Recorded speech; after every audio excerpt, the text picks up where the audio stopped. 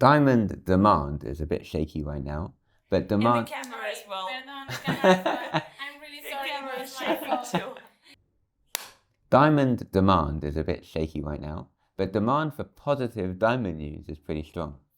So this is my contribution to the cause. Last week, India published its diamond import and export data for August. While polished exports fell by almost a quarter year on year, there are a few indications that the situation might be improving.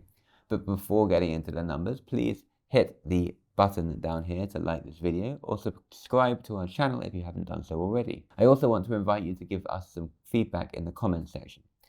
We have spoken before about the link between India's rough imports and its polished exports. This relationship is important because it helps us understand whether India's industry is maintaining inventory levels that are not too high. When the August data came out, a colleague of mine pointed out that the numbers were moving in a positive direction.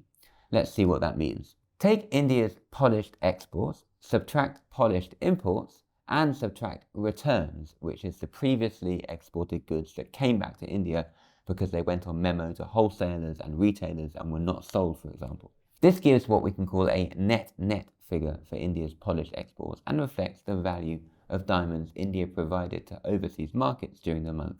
In August, this came to $629 million.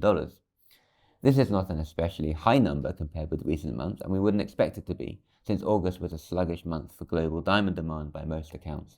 However, net rough imports, which is India's rough imports minus its rough exports, declined to $642 million for the same month, the lowest since November 2023, when India was in the middle of a 2-month voluntary freeze on rough imports. The difference between net polished exports and net rough imports gives some indication of India's inventory growth. According to this, the country's diamond stockpiles rose by $13 million in August, the lowest since November last year. We're talking here about diamonds being exported from and imported into India. But when you consider the trade's sales of polished diamonds to the domestic Indian jewelry market, which I estimate to be around $100 million to $150 million per month based on the available data, it seems that trade inventories actually declined. So mining companies are making efforts to reduce supply to the market, and Indian manufacturers are reducing polish production, as we have reported on Rapaport.com. De Beers and other miners postponed their August rough sales, while polished manufacturers extended their shutdowns during the recent religious festivals in India. Each part of the industry needs to work together to get out of the difficulties, and it seems they are. Now, some of you might be asking, didn't you write recently that inventories of India-based polished stones on Rapnet increased in August? That is correct. You can read that article here.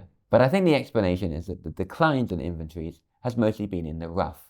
Vipul Shah, chairman of the GJEPC, the Indian trade body that publishes the monthly import and export data, tells me polished inventories in India remained high last month, but rough came more under control. I think it will take time for polished inventories to see a similar drop. India's oversupply of diamonds was one of the factors causing the recent market crisis. Inflated rough and polished inventories relative to demand levels have several negative effects. They put pressure on manufacturers to sell as fast as possible to manage liquidity and repay their bank loans, even if that means lowering their prices.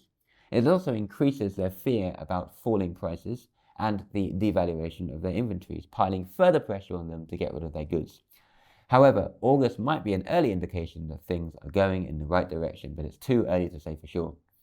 This video is sponsored by Rapnet, the world's largest and most trusted diamond trading network. If you buy or sell diamonds, Rapnet is the right solution for you. Find out more at rapnet.com. Thanks for watching. We're taking a break from the video next week because of Rosh Hashanah, the Jewish New Year. So see you in 2 weeks, and wishing you and your loved ones a happy and meaningful New Year.